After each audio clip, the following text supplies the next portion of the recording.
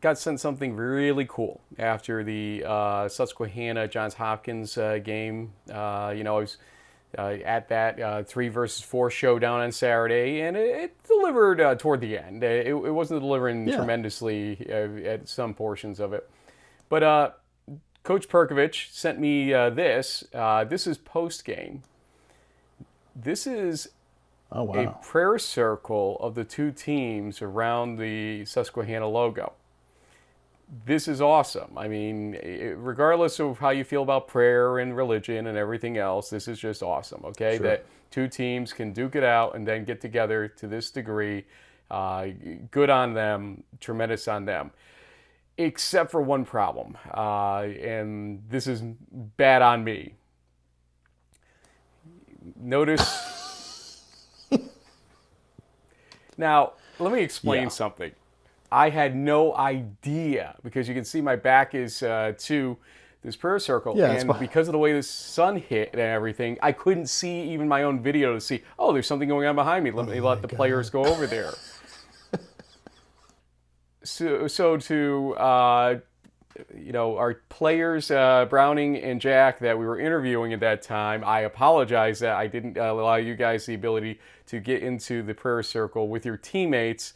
But Browning did, give his thanks to his Lord and Savior Jesus Christ, and among other things, he even timestamped that on his quote tweet of our interviews that we had on Twitter. So, again, apologies, but that was just an awesome sight, and thanks to everybody at Susquehanna, as always, for great hospitality. Let me tell you something, JB. You saw the pictures. That tailgate that Susquehanna is throwing is incredible. Did you have any certain dishes or chili or anything like you've had elsewhere in Pennsylvania? Mr. Robbins' wife, Christy, had pulled pork that must have been, cooking for like umpteen hours. It was so good, with this white sauce that she maybe put on it alongside the barbecue sauce. And her macaroni salad was absolutely tremendous. I was really not going to eat anything while I was there. Mr. Robbins was like, no, you must. You're going to be driving 3 hours to New York City. You need to eat something. So I do not regret one bit having that great sandwich and macaroni salad, and great hospitality as always. The funniest thing is, of course, I went over to say hello to him. I knew his Airstream trailer was there. I go to go in, and who's coming out but the former governor of Maryland, of course, Bob Ehrlich, because his son Josh is the quarterback, and had a good conversation with him about D1 transfers into D3, which Josh is. He had played at Marist. But, we had an interesting back and forth, because I said to him, I'm thrilled that guys like Josh have gained from this. I'm scared about what the next phase of this is, where guys that don't have the D3 mentality come in and affect the game in a weird way that we're not used to in that realm. And he patted me on the back and said, that's a great insight. So, hey, I had a former governor tell me I have good insight. I'll take whatever I can get these days in that respect. Yeah, right. When are we getting you back on the road? It's a good question. I do have a couple of family trips coming up, and I'm beginning to realize, though, the season's just flying by. We're already 3 weeks in. Week 4 is coming up in a couple of days, so I'm going to try to find a couple of spots here where I can get on the road too in October, November, to check out some stuff before the regular season wraps up. Well, you see below here that we haven't missed much in terms of the top 25 stuff, JB, in terms of in-person stuff. Stability in the top 25, not so much stability elsewhere. We'll talk about that in Week 3's context here, because this is Week 3's Crunchtime episode of Season 18 of In the Huddle.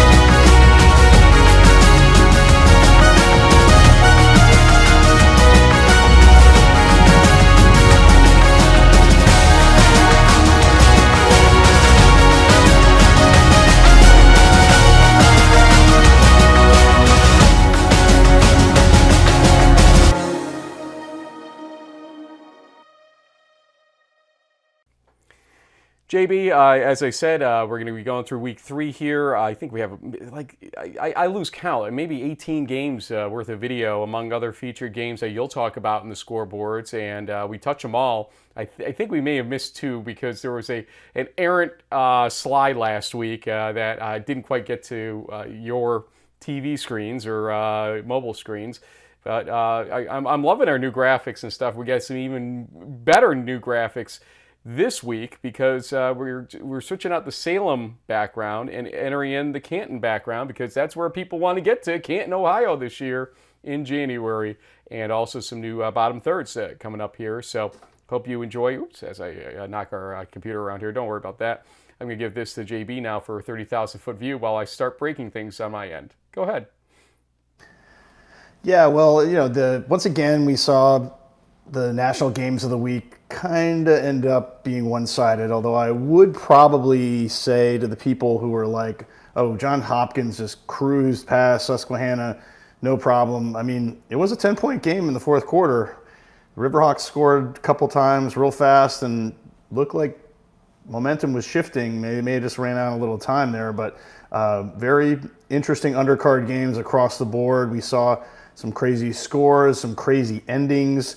We will mention other podcasts that talk about stuff, so you can listen on ATN around the nation with Pat and Greg, that there were a bunch of 3-0 teams now that we didn't see coming, like Calvin, like Benedictine, like Lewis and Clark. Our picks, which we'll get into later, were kind of 65% this week. So a lot of stuff that we thought was going to happen didn't, and that kind of makes things interesting. We will once again shout out Jack Curtis, who was our guest in last week's Crunch Time. He had an amazing game. The fact that he's playing like this with cancer. He was coming up in Crunch Time. Don't give it all away, buddy. Oh, okay. Yeah. So, what an amazing story that was. And then, we also see some early risers, some teams like Columbus State and Salve Regina and Region 1. Who knew that they were going to be undefeated and arguably the best teams in New England? I want to give a shout out to Zach Vargas as well, who was out at Hendricks and caught some great football out there and got some interviews as well.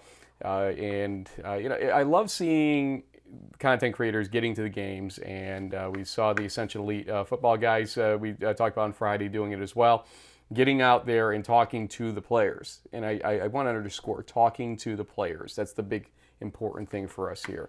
And so we will continue to do that ourselves. I've got 2 games I'm going to this weekend. We'll tell you a little bit more about that maybe later on in the show. But first, this is Crunch Time for week number 3 of the 2025 Division III college football season.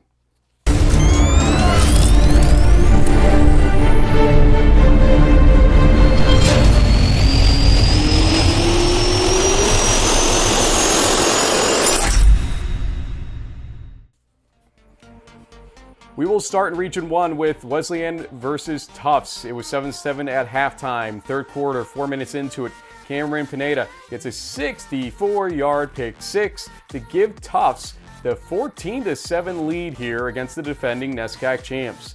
6 minutes later, Wesleyan's Blake Newcomb gets a 1-yard pass from Matt Fitzsimons, I believe is actually the pronunciation, not Fitzsimmons, 14-14 to score at that point. 2:39 left third quarter, Vaughn Salicki gets a 41-yard field goal. 17-14, Tufts back with the lead. They'll extend that lead here with the blocked punt that goes out of the end zone. With 1:30 left in the third quarter, it's 19-14, Tufts leading. They would add another field goal to the matters here as Salicki gets a 36-yarder with 8:38 left in the game to make it 22-14. And then with 1:57 left in the fourth quarter, Matt Fitzsimons, a 1-yard touchdown run, makes it 22-20. Wesleyan within 2. Here is the rush attempt though, but Fitzsimons can't get into the end zone, so that's the score, 22-20, Tufts still leading. There was an offsides attempt at an onside kick, and eventually it's Tufts recovering it, but they still needed a first down on 3rd and 7 with 1:45 left, and they get 42 yards. Christian Shapiro gets that first down and more to make it a 22-20 final in favor of Tufts.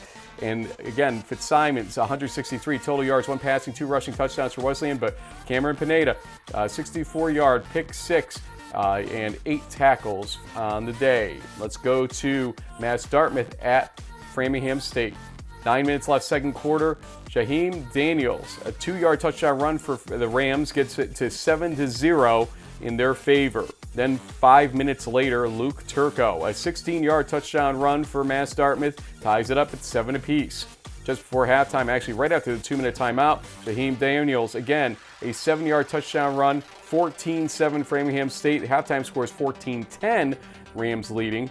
We'll go to the third quarter, though, as there were opportunities for Mass Dartmouth in this game. Here's second and goal from the Framingham State 11-yard line, but it is J.C. Petrangolo getting intercepted by Khalil Arazo on this drive.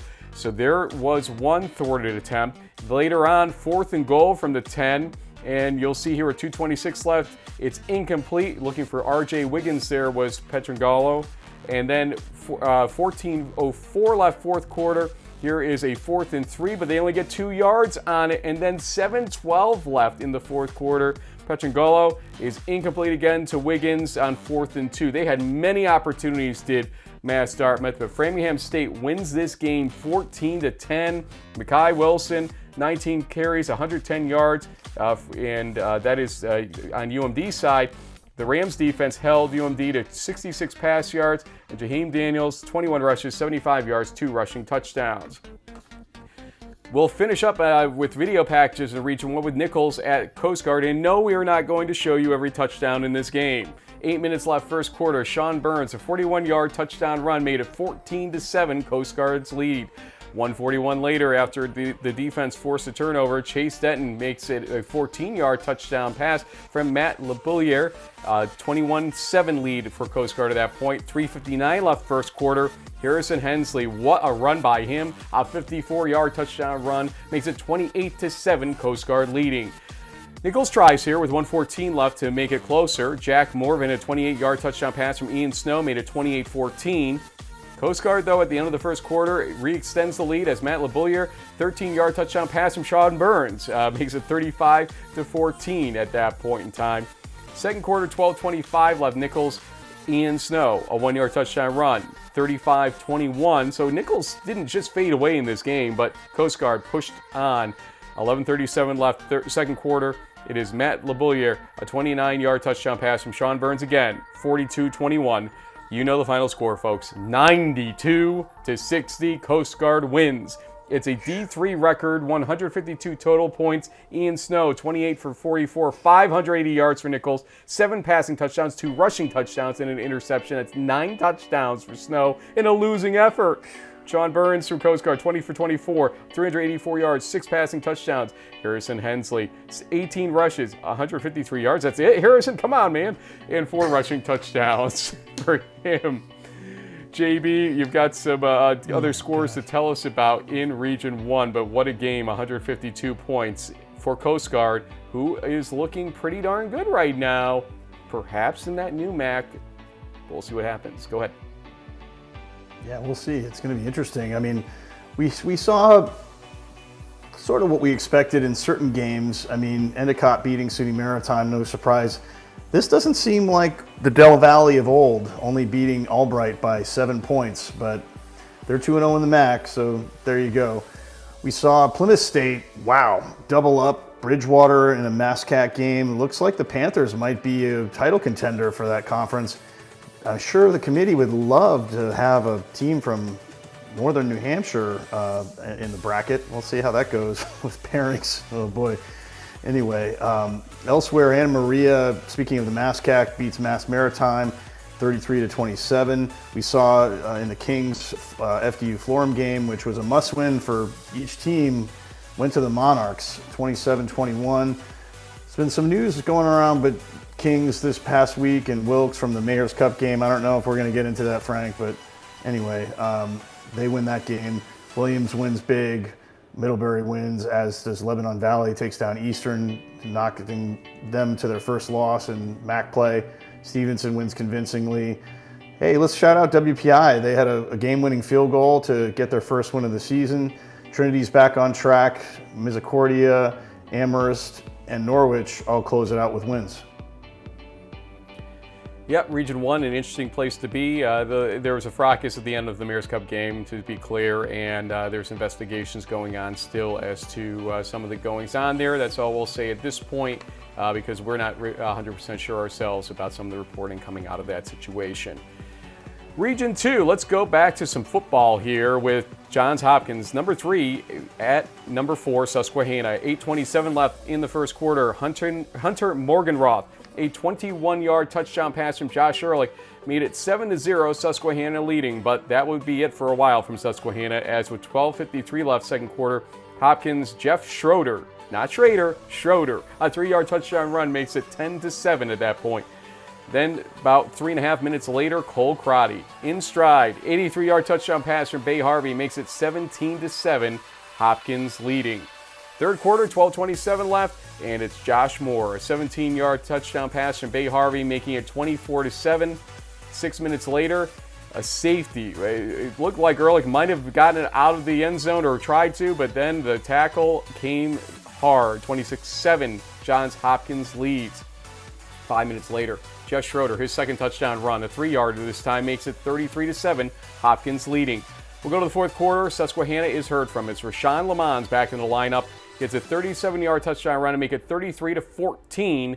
And then you'll see here the fumbled kickoff that ensued, and it's back to Susquehanna. So a minute between scores here. Rashawn Lamons, again, a 2-yard touchdown run, just makes it to the end zone, 33-22. But Johns Hopkins, Jeff Schroeder would not be denied. 38-yard touchdown run. 40-22, Hopkins leads and wins this game. Rashawn Lamons had 13 rushes for 110 yards and 2 rushing touchdowns, 6 catches also for 28 yards. Bay Harvey, though, for Johns Hopkins, 17 for 24, 258 yards and 2 passing touchdowns. Let's talk about Barry at Carnegie Mellon. They were tied 3-3 midway through the second quarter.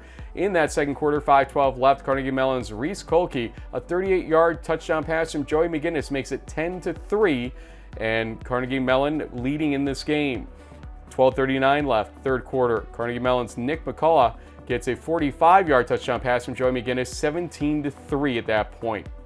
You'll see here, though, Joey McGinnis has some happy feet. I'm not going to lie to you, folks. You'll see it in this play, fourth quarter, 11:20 left, and he is intercepted after sort of looking like he was leaving his feet, then throws the ball to Chaz Pope, gets that interception. But Barry can't do anything with it. 2 minutes later, Andrew Hunter incomplete on 4th and 6. Then you'll see here, it looked like Barry was going to get the ball back, but because the player coming in mounted essentially the blockers, he was called for a personal foul, and Carnegie Mellon retained the ball. Eventually, it's Barry getting the ball back. Brendan Gray, 19-yard touchdown pass from Andrew Hunter makes it 17-9, but you'll see that the onside kick is not successful. Carnegie Mellon holds on to win the game, 17-9. Andrew Hunter for Barry, 233 total yards, 1 passing touchdown, but Joey McGinnis the fourth. From Carnegie Mellon, 268 total yards, 2 passing touchdowns and interception. Carnegie Mellon's defense, 3 sacks, 6 tackles for loss, 4 pass breakups. We'll go to Utica at Hobart. 6:09 left in the first quarter. E.J. Taylor gets a 2-yard touchdown run at that point to make the score 13-0. That was his second touchdown already in the game. We'll go to the first play of the second quarter, and Utica's Antonio Cianfrani gets a 23-yard touchdown pass from Tyler Skalkowski. We've got some names here. Blaze, what are you doing to me? 13-7 is the score at that point. Utica then takes the lead, 1:57 left. The same duo from 7 yards. It makes it 14-13. Utica leading. Good one. They did make it a 17-13 lead late in the third with a field goal. So we'll go 1:53 left in the fourth quarter. And you'll see here, Devin Taylor punts the ball only 29 yards to their own 37-yard line. So Hobart has 37 yards to basically come and try to win this game. You'll see here, it's Jeremy Weiss complete to Luke Hansen for 31 yards to the Utica 6-yard line. E.J. Taylor in the next play, 5 yards to the 1-yard line, and then E.J. Taylor gets the hat trick. And right here, we'll let Ted Baker tell you the rest. 14 left, Weiss running the show. Handoff Taylor, middle, drives, he is in for the touchdown! E.J. Taylor for the lead.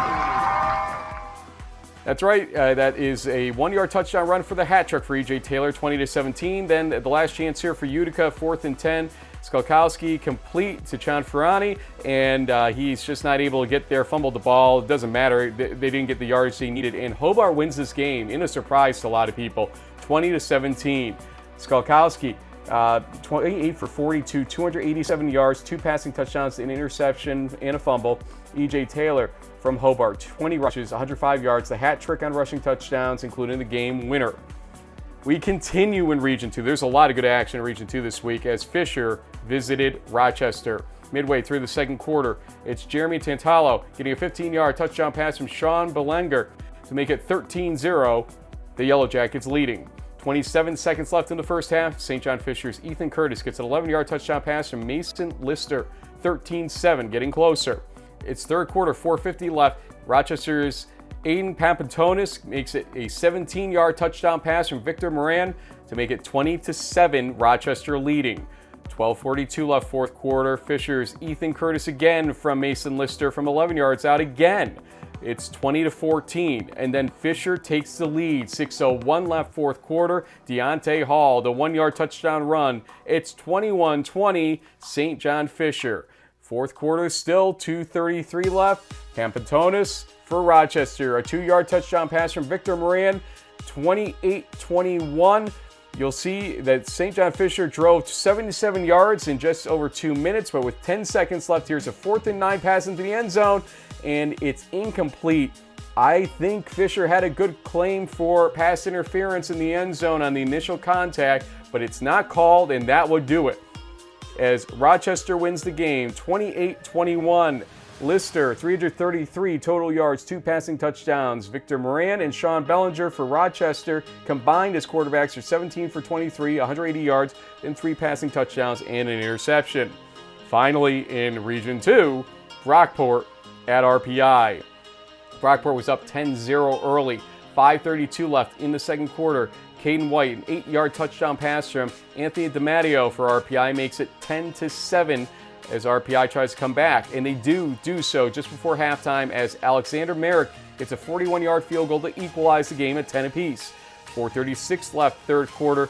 Josh Young, a 77-yard touchdown pass from DiMatteo, makes it 17-10. RPI with 17 unanswered points, but Brockport answers. Fourth quarter, a minute and a half into it. Daniel Mena, a 9-yard touchdown pass from Ben Gosella, ties it at 17 apiece. RPI responds. Caden White, a 3-yard touchdown run, 24-17. And Brockport does again respond here at 5:06 left in the fourth quarter. Luke Lockhart from Ben Gosella, 24 apiece. You'll see here, 3rd and 9 from RPI 23. Brockport in field goal range. They try a deep pass and they're called for holding. They are pushed out of field goal range back to the 33-yard line. And the final play of regulation is this interception as Luke Lovello gets it and sends us to overtime. Brockport in overtime, you'll see on 4th and 2 is incomplete. So RPI with a chance to win. Tell us about it, Kurt Stutt.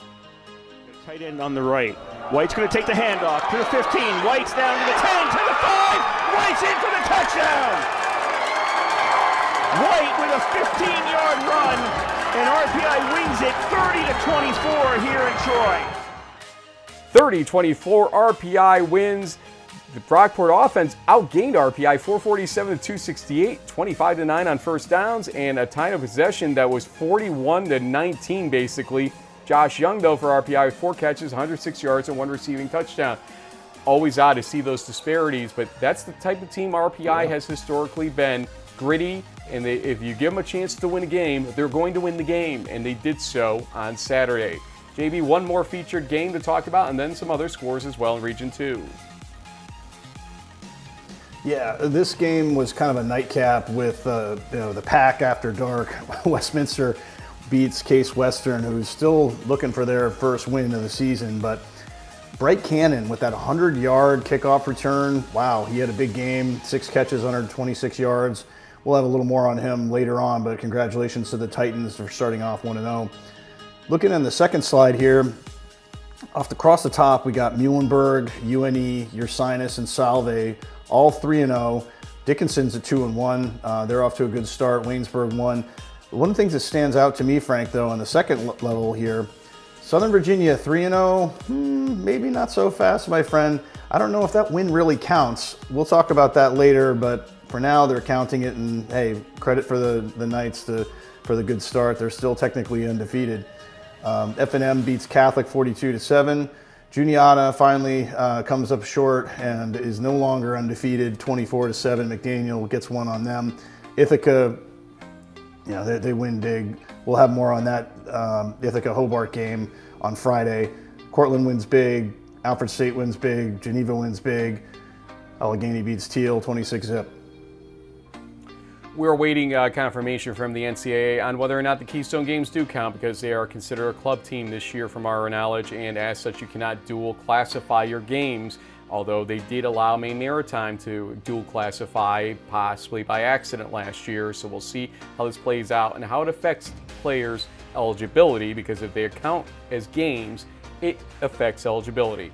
Let's go to Region 3, and the big one in Region 3 was Whitewater at UMHB.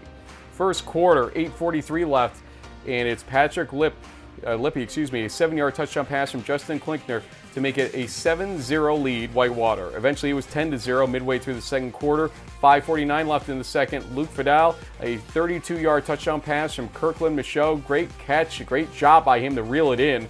10-6 off the tip. 3:12 left second quarter. Seth Adams from Whitewater, a 29-yard field goal makes it 13-6 Whitewater, and they continue to pour it on in the second half. Third quarter, 8:49 left. Brian Stanton, 21 yards from Klinkner, makes it 20-6 at that point. Finally here in the scoring, 46 seconds left third quarter. Tyler Vasey, a 28-yard touchdown pass from Justin Klinkner. 26-6, Whitewater leads, and that was the final score. The defense for the Warhawks held UMHB to 60 rushing yards. Wow. Kirkland Michaud, 16 for 26, 153 yards, 1 passing touchdown. But Justin Klinkner for Whitewater, 10 for 19, 95 yards, 3 passing touchdowns. Averett at Gallaudet. Averett was up 17-13 at halftime. 5:04 left third quarter. Javon Sargent, a 7-yard touchdown run, makes it 20-17 at that point in favor of Gallaudet. 1:15 left third quarter. Andre Green, a 21-yard touchdown pass from Sargent, makes it 27-17 at that point, Gallaudet. So a 10-point lead, but Averett is there to respond. First play of the fourth quarter, Caden Jackson, a 25-yard touchdown pass from Ethan Ross, makes it 27-24. Gallaudet responds, 12:57 left. Jalen Johnson, 4-yard touchdown pass from Sargent, 33-24. 9-point lead for Gallaudet, but Averett not dead yet here. 9:25 left. Nicholas Easley, a 1-yard touchdown run, 33-30 at that point as the conversion is blocked. 3:13 left fourth quarter. Gallaudet responds one more time. Marcus Gabriel, 19-yard run, makes it 39-30. But sealing the game here was Dorico Castillo as he gets this great interception with 2:12 left. And that would do it as Gallaudet secures the 39-30 win. It's the first ODAC win for Gallaudet as they just joined the conference. Ethan Ross from Averett, 25 for 34, 331 yards and 3 passing touchdowns, but also 2 interceptions. Marcus Gabriel for Gallaudet, 26 rushes, 217 yards, 2 rushing touchdowns. JB, one other game of non-D3 note technically here to talk about, as we saw some success this week, again, with D3 teams beating non-D3 teams. Yeah, and for the record, Region 3 went 2-2, which isn't too shabby when you think about it. And you have to credit the Tornadoes for their comeback to beat Erskine. Hopefully I'm saying that right. Ethan Beamish, their quarterback for Brevard, had a pretty solid game, 345 yards, 4 passing touchdowns, including the game winner with 18 seconds left. Pretty exciting for them, and they start off 2-1. Elsewhere, we thought it was Louisiana College, but apparently that was a typo in our source material, so it's Louisiana Christian. Anyway, they lost to Hardin-Simmons, pretty lopsided, 52-17. Howard Payne comes up a little short against Wayland Baptist. Sewanee wins big, River Falls thumps Bellhaven. We'll get more into the WIAC stuff a little bit later. Hampden-Sydney, though, continues to roll, 42-7. They lost this game last year, 35-7.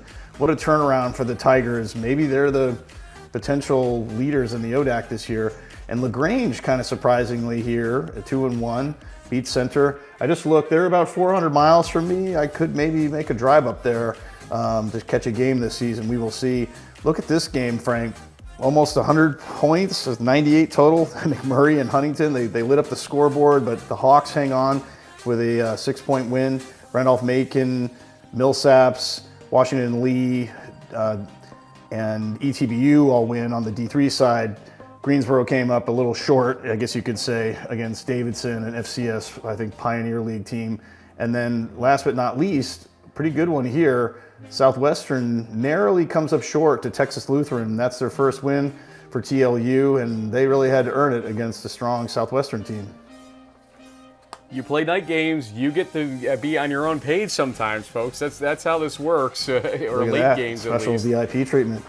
Because we do order them in time, or based on time started, usually, I believe is the way the AI worked it. So here we go as we move over to Region 4, which I promise is only one page, so nobody's on the second page on this one. We'll start here with Hanover at Alma. Hanover is up 10-3 at halftime, to 12:01 third quarter.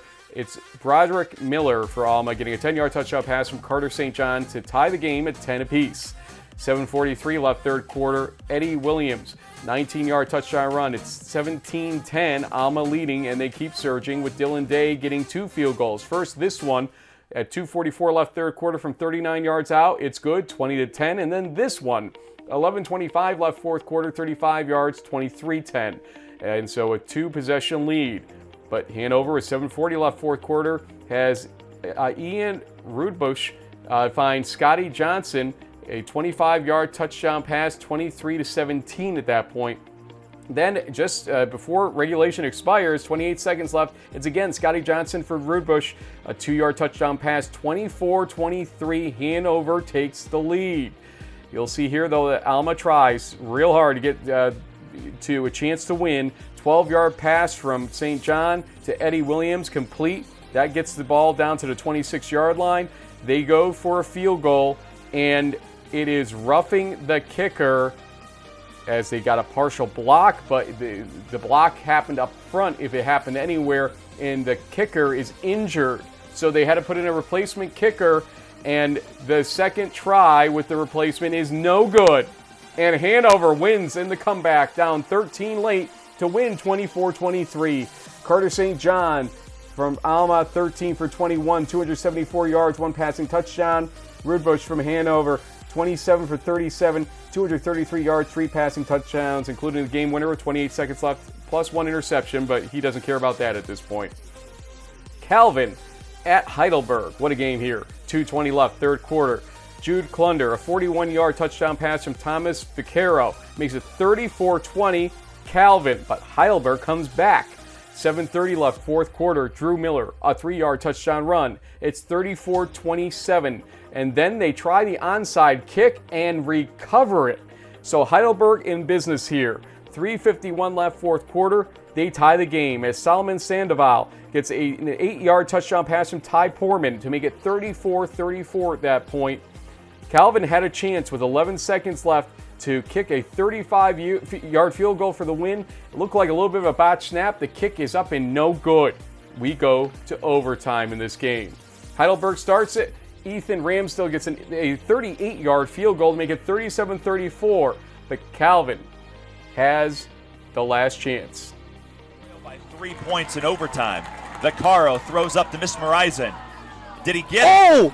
I think he caught it. He caught it. Game's over. Wow, what a catch! Mesmerizing, an 11-yard touchdown catch, and Calvin is chasing him down the field, and the Knights are going crazy. Definitely a great catch there, or was it? They had to go to review. I've never seen this in D3 before. We reviewed the final play, and here's the call. Further review, the call on the field is upheld. Touchdown. It's good. And it looked good from what little video we could see of it ourselves. And the final score was 40-37 in overtime. Calvin moves to 3-0. Drew Miller for Heidelberg, 36 rushes, 239 yards, 2 rushing touchdowns. He had a day. Thomas Vaquero from Calvin, 18 for 31, 242 yards, 3 passing touchdowns, including the game winner in overtime. He had a day as well. We'll finish up here, Region 4, with Mount St. Joseph at Hope. 154 left, second quarter. Hope's Alex Thole gets a 6-yard touchdown run, make it 21-7 at that point. And then you'll see here with 107 left, second quarter, it's Jackson Schreiber intercepted by Trenton Bullhouse, and Hope gets another touchdown as a result of it. They get, I believe, 28 points in the second quarter with this Cal Mater 3-yard touchdown run with 6 seconds left in the half, 28-7. But Mount St. Joseph doesn't go away. Third quarter, 12-17 left. Eli Aston, a 19-yard touchdown pass from Schreiber, makes it 28-14. I apologize if it's Schreiber. Maybe we'll go with that here. 5 seconds into the fourth quarter, it's again Eli Aston from Schreiber. 1 yard, 28-21. And then 7 minutes left, fourth quarter, Hope responds. Caden Balcon, a 22-yard field goal, 31-21. That proves important because with 3:27 left, Mount St. Joseph scores again. Hat trick between Eli Aston and Schreiber. A 10-yard touchdown pass makes it 31-28. Mount St. Joseph gets the ball back just after the 2-minute timeout via punt, but with 1:33 left or so, Schreiber is sacked for a loss of 2 yards on 4th and 5, and that would do it. Hope holds on 31-28. They led 28-7 at the half. Schreiber 36 for 53, 267 yards, 4 passing touchdowns with 2 interceptions. Alex Thole from Hope 15 for 19, 187 yards, 1 passing, 1 rushing touchdown. That is it for Region 4. I was just double checking here and make sure I didn't forget anybody, but that's plenty. And we have some other scores in that region. JB, go ahead. Yeah, there was some conference play and then some interconference play. You can see, the Heartland and the MIAA had some games. Albion beats Rose-Hulman. You had Bluffton beating Olivet. And you also had some NCAC games. DePaul still kind of the head of the class there. Trine beats Franklin by a little more than a touchdown. John Carroll thumps Oberlin. Baldwin Wallace out to a 3-0 start. They'll have a big game against number 2 Mount Union in a couple of days here, right? Yeah, Saturday, week 4. That's probably one of the national games of the weekend, so we'll see how the Yellow Jackets do there. Muskingum beats Wilmington in a shootout. Wabash goes to 3-0. We saw Adrian go to 3-0. Look at them, they're still winning big. And then Kalamazoo, sure everyone had them on their scoreboard as a 3-0 team. 27-0 over Anderson. And Wittenberg improves to 2-1 with a 55-17 win over Ohio Wesleyan. You didn't have Kalamazoo in your office pool? I mean, who doesn't have Kalamazoo in their office pool? My goodness. Let's go to Region 5, and we will talk about here Concordia, Wisconsin at Wisconsin Lutheran. Second quarter, 14:22 left. Wisconsin Lutheran's Nate Griffith gets a 41-yard touchdown run to begin the scoring for the teams. 6-0 is the score at that point. Then a minute later, Jack Bradley, a 52-yard touchdown pass from Roman Funk from Concordia, Wisconsin. 7-6, they take the lead, but we had a lightning delay, a long one at that, and they didn't get back to this game until it was dark out. We'll go to second quarter, 9:35 left. Liam Hedges gets a 20-yard run for a touchdown, 12-7, Wisconsin Lutheran back with the lead. 7:14 left, second quarter. Nick Kroll, a 5-yard pass from Roman Funk. Kind of love this name, to be honest with you, for a quarterback. 13-12. He's got the funk, that's for sure, going on in this game. And then Wisconsin Lutheran responds again. 3:11 left, second quarter. Liam Hedges, a 12-yard touchdown run, 12. We'll make it 20-13. In fact, we'll give him all of his points. The lead for Wisconsin Lutheran. 11:08 left, third quarter. Concordia's Jason Leonard, a 68-yard touchdown pass from the Funkmeister himself. 20-20 at that point. And then at the end of the game, 56 seconds left, fourth quarter. It is Cameron Pierre, 20-yard touchdown pass from Roman Funk. 27-20. You'll see the final play of the game here. Ultimately, there's an illegal forward pass on the lateral fence. It got to the 20-yard line, believe it or not, but it would not have counted if they had scored, and that would do it. Final score, Concordia, Wisconsin wins the Luther Cup 27-20. There was a delaying factor of the game. Hedges, a 22 rush day, 109 yards, 2 rushing touchdowns, and Roman Funk, 20 for 34, 345 yards, 4 passing touchdowns, including the game winner, and 3 interceptions. JV, you got something to tell me about Roman Funk before I continue? I was just listening to it.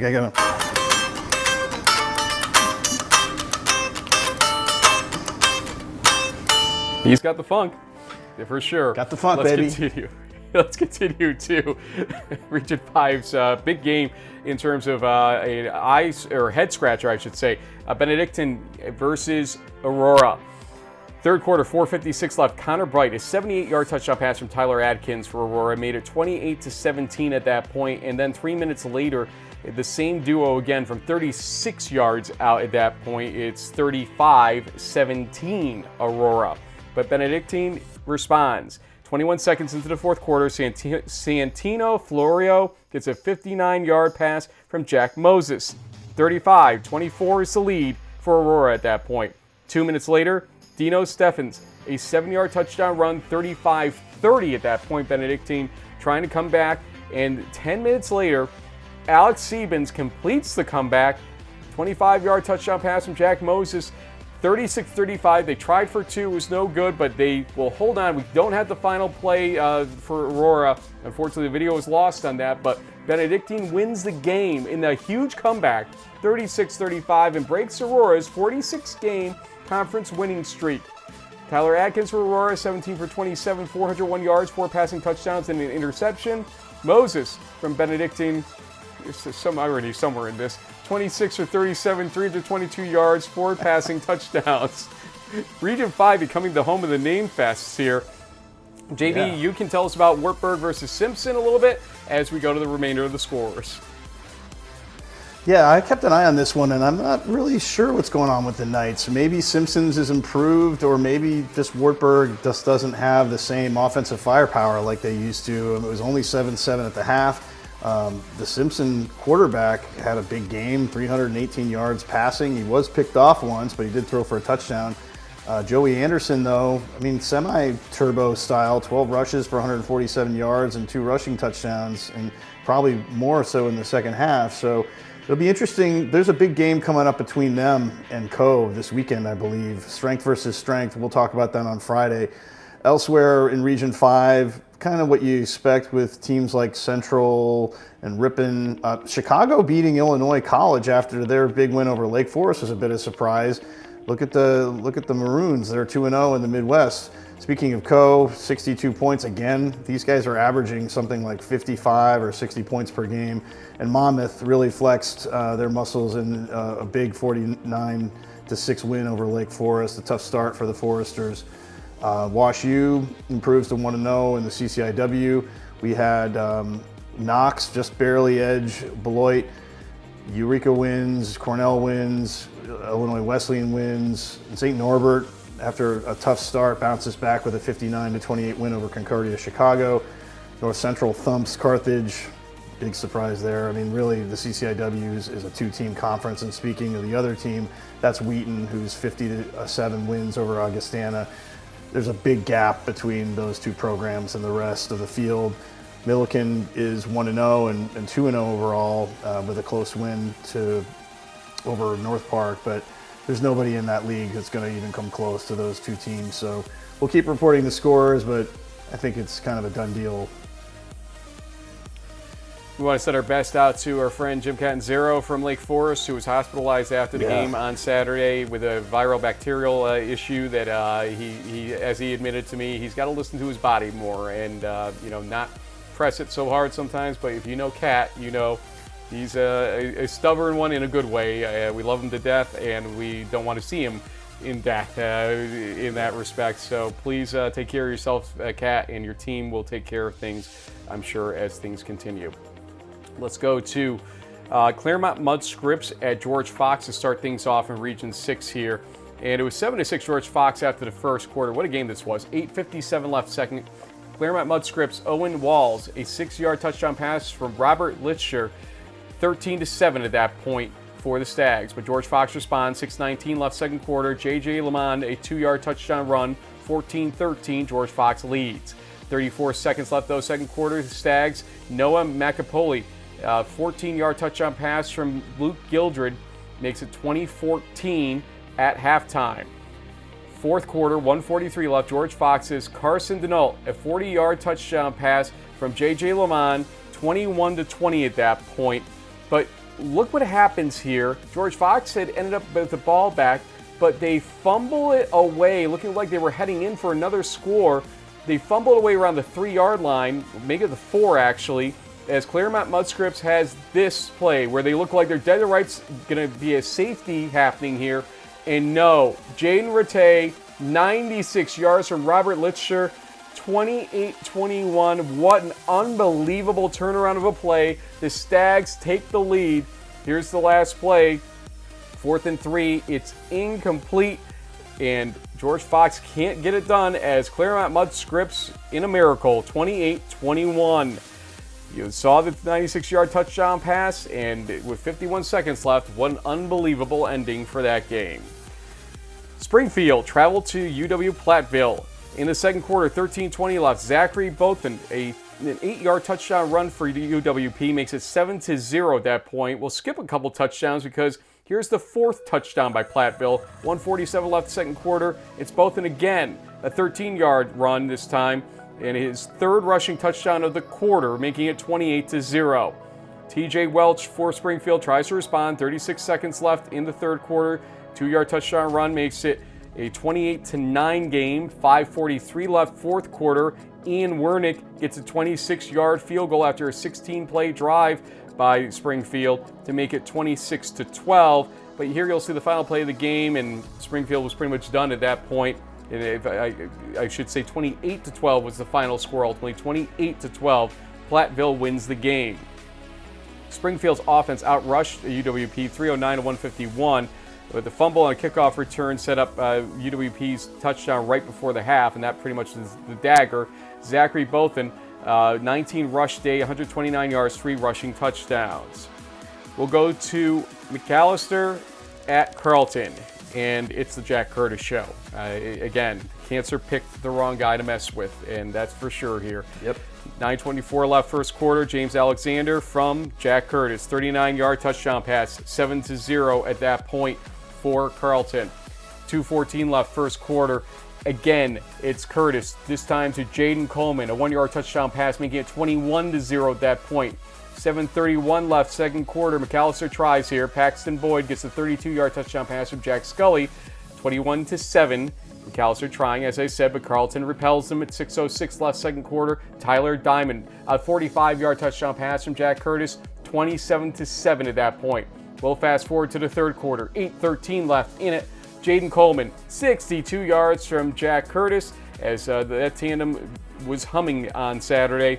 44-7. 4:37 left in the third quarter. Evan Olds, this doesn't get old, 23-yard touchdown pass from Jack Curtis. 51-7 Carleton. That was the final score. And by the way, Curtis has had 6 touchdowns, I believe, in 2 out of his last 4 games, according to the broadcast I was listening to. Scully from McAllister, 13 for 32, 78 yards, 1 passing touchdown, 2 interceptions. Jack Curtis, 6 passing touchdowns, 478 yards. Finally, actually, finally in Region 6, Concordia Moorhead at St. Olaf. I told you I'm losing track. Third quarter, 2:35 left. St. Olaf's Gus Gartsky gets a 1-yard touchdown run, make it 10-3, St. Olaf leading. Then 34 seconds left in the third quarter. It's Alejandro Sanchez, an 18-yard touchdown pass from Jersey Selzler, to make it a 10-10 game. Concordia Moorhead ties it. Fourth quarter, 11:25 left. And St. Olaf's Will Skemp gets a 61-yard touchdown pass from Michael Gonzalez to make it a St. Olaf 17-10 lead. But then again, 3:52 left. Concordia Moorhead's Griff Babolian gets a 7-yard touchdown run to make it a 17-16 game. But the extra point has a mishandled snap, and Jersey Selzler cannot complete it into the end zone. They wanted to go for the tie, had to go for the win ultimately, and failed there. After the teams exchanged punts, Concordia got the ball back with 1 minute left, and here's the first play, and it is an interception. Alec Mahoney getting that interception to win the game, 17-16, St. Olaf. The Olies win the Troll Trophy for the first time since 2011. Jersey Selzler, 12 for 25, 146 yards, 1 passing touchdown, 2 interceptions. Will Skemp, 7 catches, 157 yards, 1 receiving touchdown. JB, I'm tired. It's your turn. Tell us about Lucian Clark and Pomona Pitzer, and then other scores in Region 6. I'm just surprised you didn't call him Jersey Seltzer. That would have been easy to do. So good on you for that, Frank. Yeah, look at Lewis and Clark, 3-0 in one of several Northwest versus Southern California games. They took care of the defending SCIAC champs, held them to 30 rushing yards, 3 touchdowns to a field goal. Pretty impressive win there for the Pioneers. Looking at the other games, Oshkosh gets back on the winning track, beating a D2 team in Roosevelt that's 1-2. Eau Claire gets a win for the WIAC also. Martin Luther is one of only 4 teams in that 21 games or whatever they've won that has a winning record. So this is something we'll get into in a little bit, but still Eau Claire with the win. La Crosse beating Wayne State, a 0-3, I think either NIAIA team or D2 team, I'm not sure what they are. St. John's, they just keep shutting people out. Bethel looks strong too. And Augsburg beats St. Scholastica by 7. Trinity, Texas, continuing to beat teams pretty handily. Based on the Bear result this weekend, seems like the Tigers might be the team to beat in the SAA. We'll have to wait and see there. Redlands wins. Willamette takes a win. Winfield bounces back with a 28-13 win over Chapman. Keep in mind that was a Chapman team that was 1 possession away from beating Hardin-Simmons, so that's a quality win there for the Wildcats. Kowloon takes care of Puget Sound. Stout takes care of Northwestern, another winless team that the WIAC has on their resume. Crown beats Morris. We got Stevens Point beating Pacific, and then man, I hate seeing this. The old no contest weather cancellation games between Lyon and Greenville. Hopefully they'll figure out a way to make it up, but it just seems like one of those years where we're just having these weird weather games, and that's how it goes. That is crunch time for week number 3 of the 2025 Division III college football season. We noted amongst ourselves there are definitely less games coming up in week 4, so we'll have maybe a little shorter of a crunch time coming up next week 87. because of that fact. Yep, which is down about 20 to 25 compared to normal weeks lately. JB, Yeah. you got a little football there you're playing around with? Anything? Is that a Hobart ball? Are you celebrating that win? Okay, fine. We needed it You bad. know else- I want to give a shout out. I want to give a shout out to Moose Hogan, Tony Maldonado, who did a great job on the Voices in the Stands podcast. He, obviously is a super fan of the Utica program, but the way he analyzed the game, and we were going back and forth on Saturday a little bit, he understands and can look at things objectively, and I think he brought that analysis. Coach Crew is another guy from that group who did a nice job talking about the loss to Whitewater. I mean, that's the thing. I'm a super fan for Hobart, obviously, but I'm not afraid to say, what were they thinking? I mean, this past weekend, they probably should have lost that game to Utica with some of the play calling and not using timeouts and this stuff, but they managed to win. They managed to lose a game against Brockport the week before that they probably should have won. So I think you just have to stay objective and just call it like you see him. And Moose Hogan did a nice job on that, as did Coach Crew this last week. Let's talk here your players of the week, your MVPs. And we're starting with that CMS scenario that we talked about. And Jaden Rattay, the sophomore. What a game, what a turnaround ending that was in that game. Go ahead. Yeah, he just came up big in the biggest moment of the game. It looked like they were about to lose. You're backed up, and he just almost 100 yards for the game-winning touchdown. What a clutch performance. And for that, I had to give him my offensive MVP award. I mean, there were definitely some great statistical performances, but as far as like a key clutch moment, hard to beat what this sophomore wide receiver pulled off on Saturday night. Another sophomore, wide receiver, kick returner, Bright Cannon. Fire the cannons, Frank. What an awesome job, 126 yards receiving. He had the 100-yard kickoff return. Can't do better than that in the NCAA, so tied a record. Impressive thing and a big win for the Titans. And then last but not least, maybe he didn't have the most tackles or sacks or whatever, but Browning Trainer has the tough job of trying to fulfill the shoes of Cole Peters on the Hopkins defense, and he led the Blue Jays in tackles against Susquehanna on Saturday. And if they're going to have another semifinal or maybe even better run, they're going to need games like that out of this guy. He looks like he's up for the task. He had a great game against a great team, and he may not be wearing the number 3, but he sure played like Cole Peters did on Saturday. So impressive performance for him, and that's why I gave Browning my defensive MVP. Looking at our picks, Frank, like I said, we had a little bit of a rough weekend. We missed on some games with some teams that we thought were going to win, and they just didn't. Some teams did, but at least we were on the positive side of 500, but floating down more to the 60, 65 range percentage-wise. But that's what makes this interesting, right? And the other thing that's interesting, Frank, is if you remember last year when I think we tied at the end, we had done 201 total picks. We're now done with week 3 where we have 60. We are on pace to easily double what we did last year, and I don't know if that's a good or a bad thing. We ended up finishing around 72% overall for the season. If we can do that with 400 picks or whatever kind of trajectory we're on, that would be amazing. But right now, I have a slight 1-game lead, 45-15 versus 44-16. So many weeks to go, maybe 200 more picks to go, 300 more picks. I don't know. We'll see how it goes.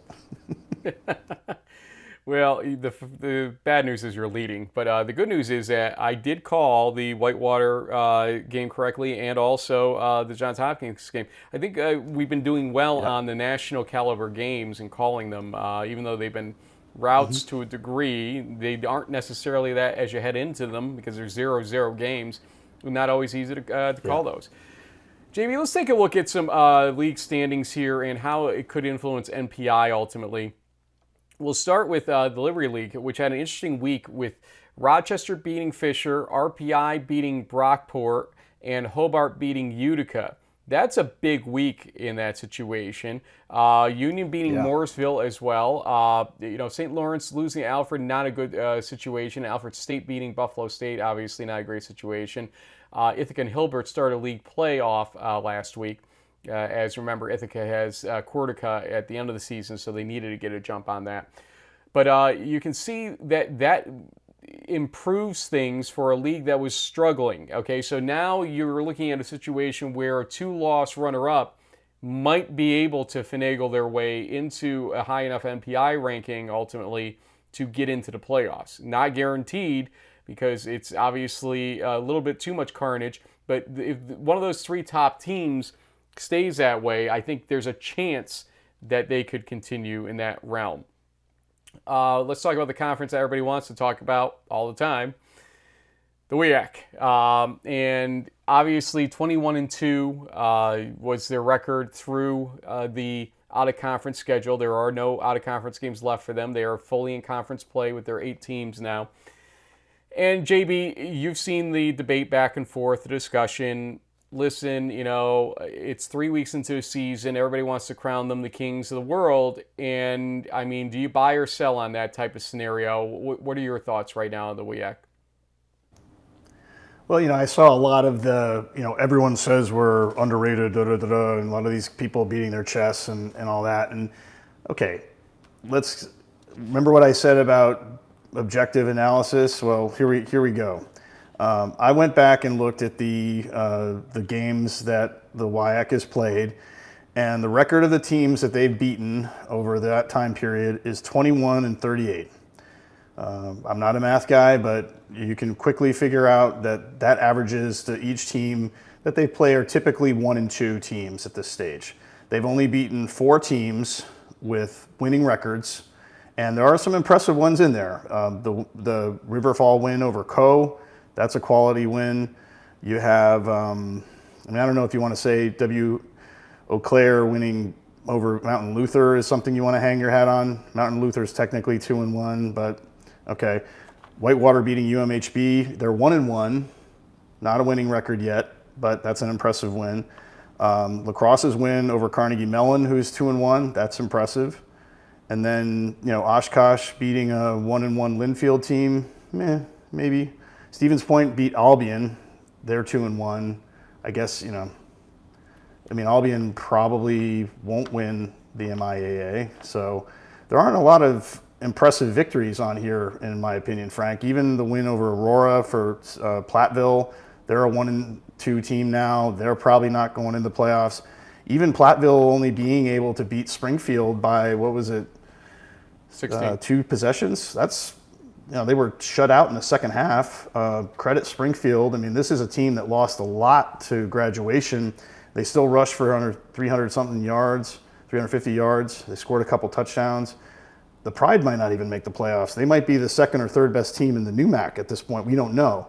So, I mean, I know there's some people out there saying that this is one of the most impressive out-of-conference performances of all time, or in the top 10 or whatever, but I don't really see a lot of wins on here. I'm like, ooh, wow. I mean, there are a couple. I mean, the Carnegie Mellon one stands out, the Whitewater one stands out, but the rest is kind of, that's just me. Now, you do have to delete the wins and losses that they played themselves out of that compilation. And by doing that, I think you get to something like 17-17 or something like that by the remaining games that their opponents have played. So still they're at 500, those remaining games by those opponents. And you point out an interesting thing about like Aurora, a team that we thought was a world beater coming into this season, and they couldn't beat Benedictine the other day.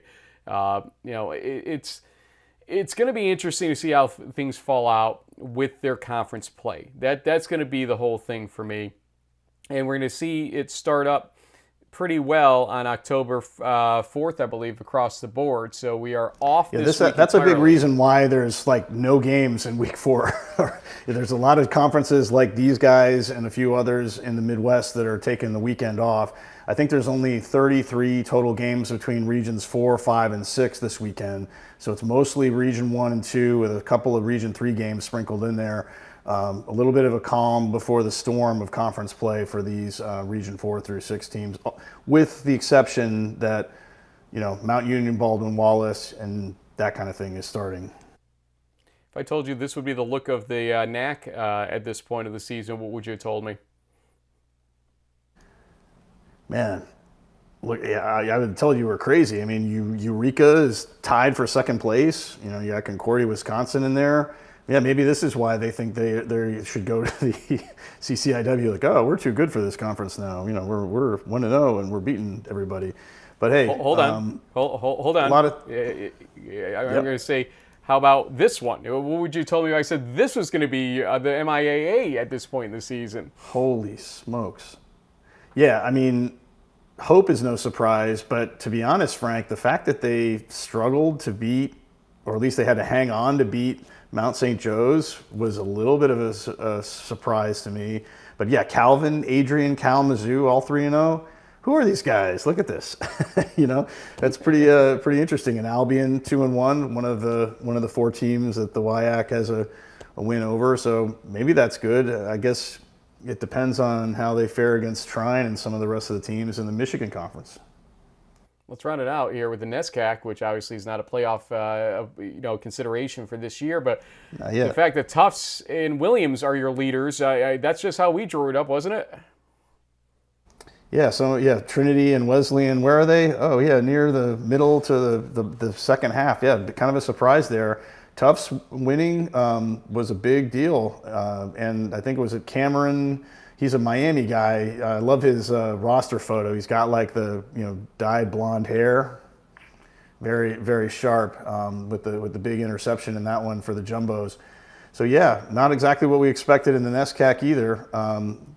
And I think I'm going up to New England at least some point this fall. Maybe I have to try to catch a NESCAC game. You should. Absolutely should. Maybe I'll join you if you get up when I'm around and there's nothing, earth-shattering going on in Division 3. This weekend, Mount Union at Baldwin Wallace and W&J at Grove City. They're aligned time-wise in a way that I can make it to both games, and we're going to do it. We're going to go to both games this weekend before I head out to San Diego on Wednesday, of next week for our Gable refereeing that I do, and then I'll be covering in that Saturday the Chapman game that Saturday. So more on that coming up much later. But getting 2 games in this weekend, first time we were able to do that in a little while, because just the way things are aligning, it's just tough to get double headers, and there had been no Friday games for quite some time. I believe we're going to get the re-entry of Friday games soon, actually, like Centennial Conference going Friday after dark with those games. But we'll talk more about the games I'm going to be attending on Friday on our live show. But before we go on this show, JB is going to give you one final thought, or 2 or 3, on week number 3 and how it played out. JB, go ahead.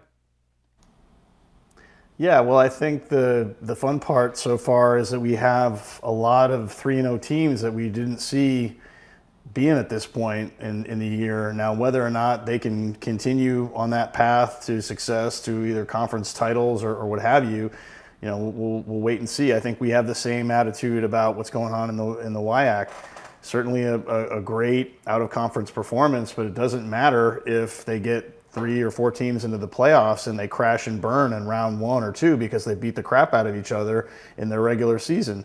So we'll have to wait and see. A lot more football to be played. A lot more conference rivalry games getting underway. I know St. Olaf and Carleton are playing for the GOAT trophy and the whole thing in the square. That's a big deal for Jack Curtis and his team. So there's going to be some great sort of undercards to these larger national games like Mount Union, Baldwin Wallace. We'll have more on that on Friday, along with, I think, a guest from W&J that we wanted to talk to in the preseason. And we'll have to see. This is a big game for the Presidents. They've had a tough start. And clean slate now with a 0-0 record going into pack play, so anything can happen. Well, listen, there are a lot of things you wanted to talk about. It sounds like we could just go another hour. I know other podcasts that do that. 2 hours of nothing but quality content. Come on, man, you can't go another hour. Yeah. Well, I got a job. I got stuff to do. We'll see everybody Friday morning, 9 o'clock Eastern Time, with our guests and more discussion previewing week number 4, which means that we are past the 1/3 point once we get done with week number 4 of a season that feels like it started just yesterday. We'll see you Friday, folks.